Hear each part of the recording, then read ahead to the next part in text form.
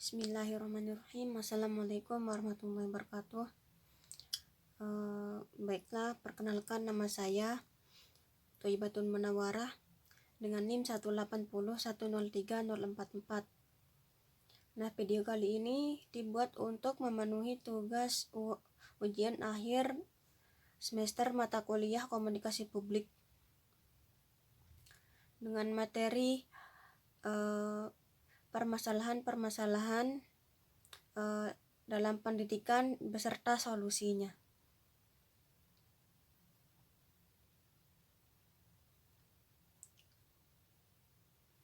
Nah, langsung saja.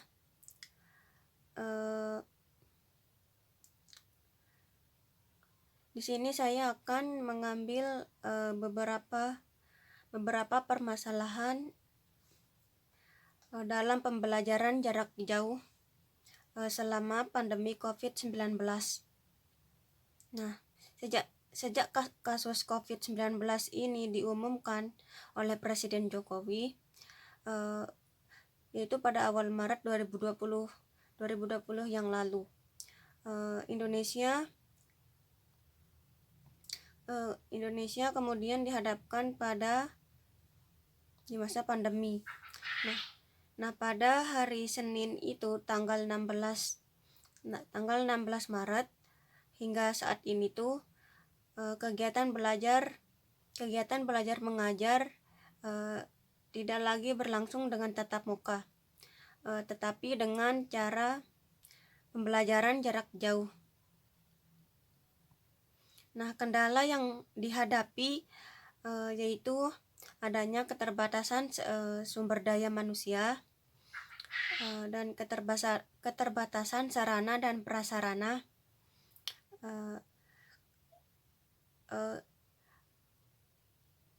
prasarana seperti laptop dan HP, kesulitan akses internet dan kondisi listrik yang tidak stabil, serta keterbatasan kuota yang dapat disediakan oleh orang tua atau mahalnya kuota.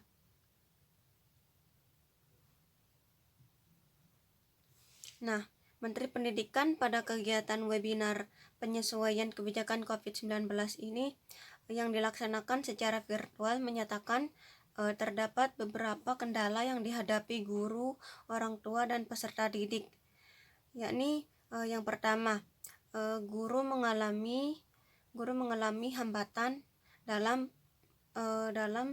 pembelajaran jarak jauh dan cenderung fokus dalam penuntasan kurikulum. Nah, yang kedua yaitu waktu pembelajaran menjadi berkurang sehingga guru tidak dapat memenuhi jam pelajarannya.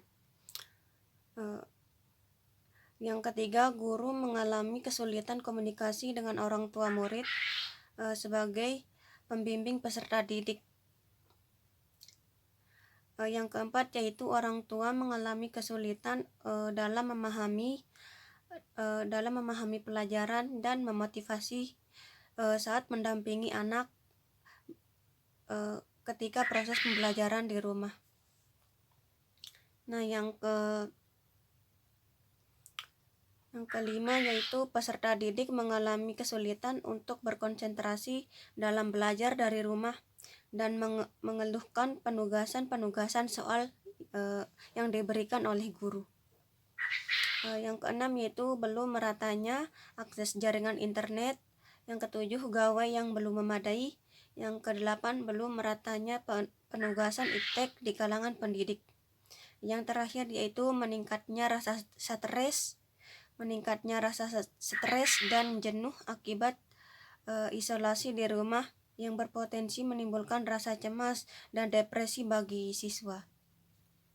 Nah, adapun solusi dari pembelajaran jarak jauh ini, yang pertama, untuk meningkatkan kualitas dan kapasitas guru, sebaiknya Dinas Pendidikan Provinsi melakukan kerjasama dengan provider untuk melakukan pelatihan penggunaan iptek dalam pembelajaran jarak jauh. Yang kedua, pentingnya peran kepala sekolah dalam mendorong para pendidik dan tenaga kependidikan untuk melek iptek di masa pandemi. Dengan adanya kebijakan ini, pemberian latihan webinar atau workshop tentang proses belajar mengajar bagi para pendidik dan tenaga kependidikan dapat meningkatkan kualitas lembaga pendidikan tersebut dalam memberikan layanan bagi peserta didik. Yang ketiga yaitu pentingnya kerjasama yang dilakukan antar pihak sekolah dengan pihak provider untuk peningkatan layanan internet untuk pemecahan masalah tentang keterbatasannya sarana dan prasarana penunjang ilmu pengetahuan dan teknologi di sekolah. Dengan adanya kerjasama ini dalam pelayanan pemberian subsidi kuota menjadi bantuan yang dapat meringankan beban orang tua dan siswa itu sendiri. Selanjutnya, pentingnya komitmen dari orang tua siswa agar bersedia meluangkan waktu untuk mendampingi anak ketika melaksanakan pembelajaran. Tidak hanya itu, orang tua juga perlu melakukan pengawasan dengan meminta jadwal proses pembelajaran, meluangkan waktu untuk mendampingi anak selama proses pembelajaran jarak jauh. Yang terakhir yaitu solusi yang telah diberikan pemerintah di beberapa peraturan yang mengatur dalam memberikan gambaran tentang bagaimana proses pembelajaran jarak jauh dilaksanakan, seperti Surat Edaran nomor 15 tahun 2020 tentang pedoman penyelenggaraan belajar dari rumah di masa darurat penyebaran COVID-19. Yang kedua yaitu fleksibilitas penggunaan dana BOS untuk mensubsidi kuota belajar bagi guru dan siswa, dalam hal ini untuk mengatasi permasalahan biaya kuota dalam rangka pelaksanaan jarak jauh. Mungkin hanya ini yang dapat saya sampaikan.